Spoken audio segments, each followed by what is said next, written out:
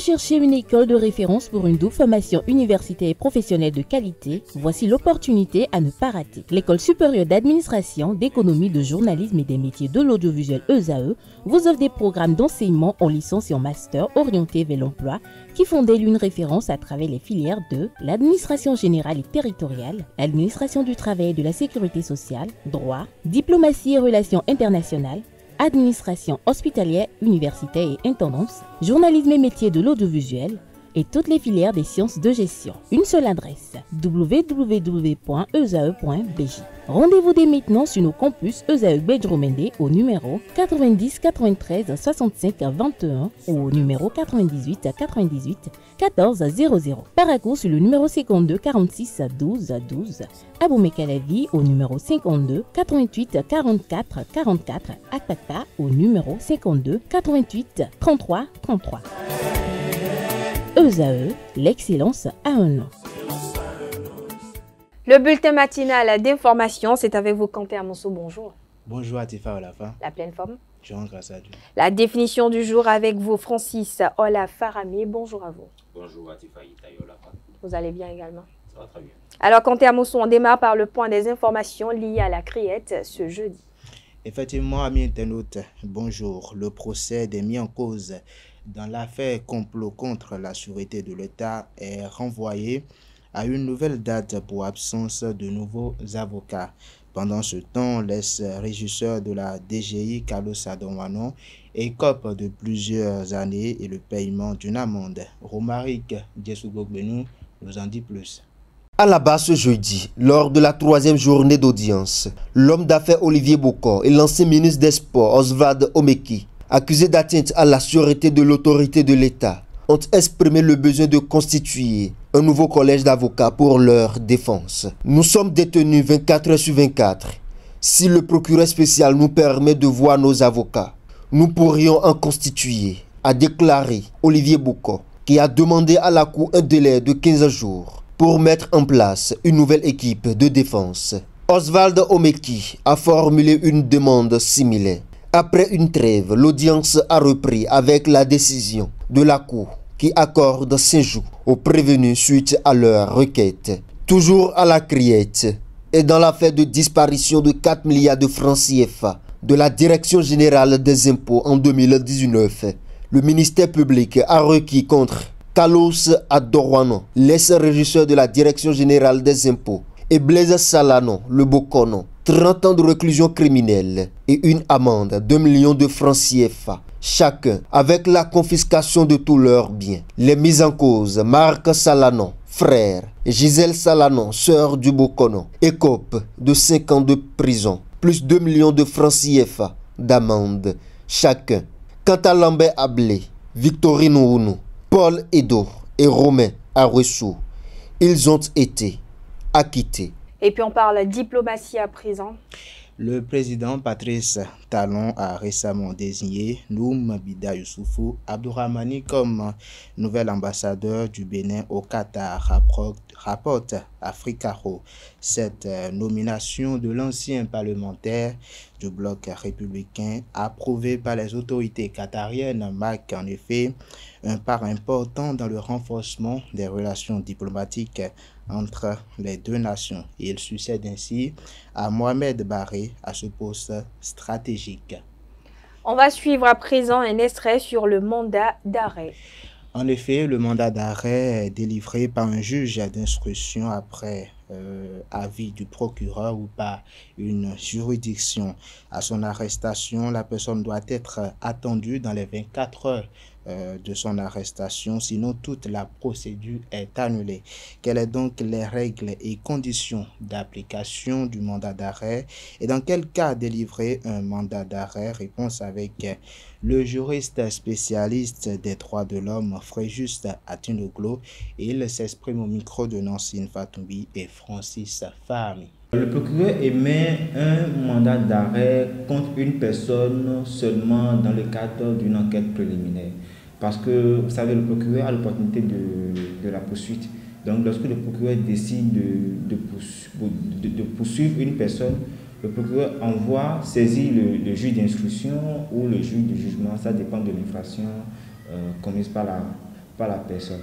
Donc, une fois que le procureur saisit le juge d'instruction ou le juge de jugement, le procureur ne peut plus décerner un mandat d'arrêt contre quelqu'un. Derrière, le procureur ne peut plus poser un certain acte de procédure à partir du moment où le juge est saisi, le juge de jugement ou le juge d'instruction est saisi. Donc, le procureur ne peut plus émettre un mandat d'arrêt. Mais le procureur peut demander, dans sa réquisition, demander au juge de décerner un mandat d'arrêt contre telle ou telle autre personne. Le procureur peut décerner un mandat d'arrêt international lorsque la personne se retrouve sur un autre territoire. Donc lorsqu'on se retrouve également dans le cadre de l'instruction, le juge d'instruction également peut décerner un mandat d'arrêt, que ce soit un mandat d'arrêt national ou international. Lorsque la personne se retrouve sur un autre territoire, le juge d'instruction également peut décerner un mandat d'arrêt international afin que cette personne soit recherchée et ramenée devant lui ou détenue. Après, lorsque la personne est déjà condamnée, le juge de jugement, après avoir rendu sa décision, peut décerner également un mandat d'arrêt afin que cette personne condamnée soit recherchée et ramenée dans une maison de sûreté. Alors, un mandat d'arrêt peut être émis dans 3 conditions.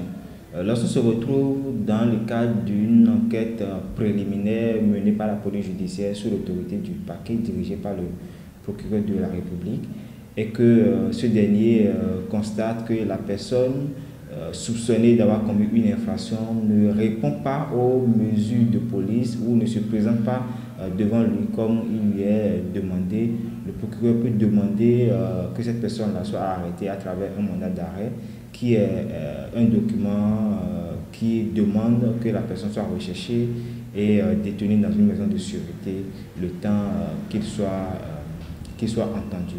Donc la deuxième chose, c'est qu'un mandat d'arrêt peut être émis lorsqu'on se retrouve dans le cadre d'une instruction. Donc le juge d'instruction, dans ses recherches, constate qu'il y a une personne soupçonnée ou une personne impliquée qui ne se présente pas ou ne répond pas aux mesures, peut également décerner un mandat d'arrêt, que ce soit un mandat d'arrêt national ou international, contre cette personne-là, afin que cette personne soit recherchée et ramenée dans une maison de sûreté. Et la troisième partie, c'est que lorsque la personne recherchée ne répond pas toujours et que le juge de jugement arrive à condamner cette personne-là, le juge décerne également un mandat d'arrêt afin que cette personne-là soit recherchée et ramenée dans une maison de sûreté. Et Christian Huechenou qui expose le projet tourisme du gouvernement pour Ouidah.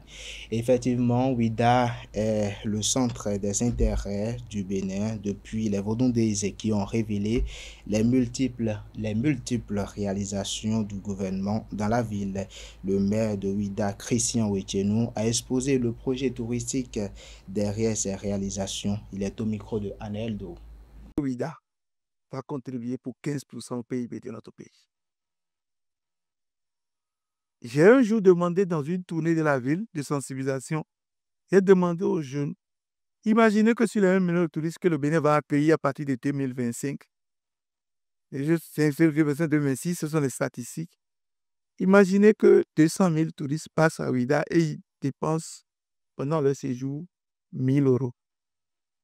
Ça fait 130 milliards de francs CFA. Faites le calcul vous-même et regardez ce que l'argent que les gens vont apporter dans notre pays et comment ça va se déverser dans notre nation, dans notre économie, à travers la bonne dame qui vend chaque palo, à travers le jeune qui vend coco, à travers celui qui fait les petites statuettes et qui vend en souvenir, à travers les émigrants, à travers les tricycles, à travers les taxis, à travers les hôtels, à travers les restaurants, l'État lui-même, les impôts, et la mairie elle-même. Et puis les villes environnantes, Cotonou et consorts. C'est ça ce qu'on appelle l'économie du tourisme. Et c'est ça ce que notre pays aujourd'hui a décidé de faire. On parle à présent du regard de la société sur les femmes âgées mais célibataires. Dans une société où le statut relationnel est souvent considéré comme une mesure de bonheur ou encore de réussite, certaines femmes choisissent volontairement le célibat.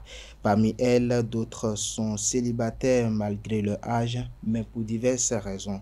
Quel est donc le regard que porte la société sur ces femmes-là? Élément de réponse avec quelques citoyens qui s'expriment à nos micros. Femme âgée, mais célibataire.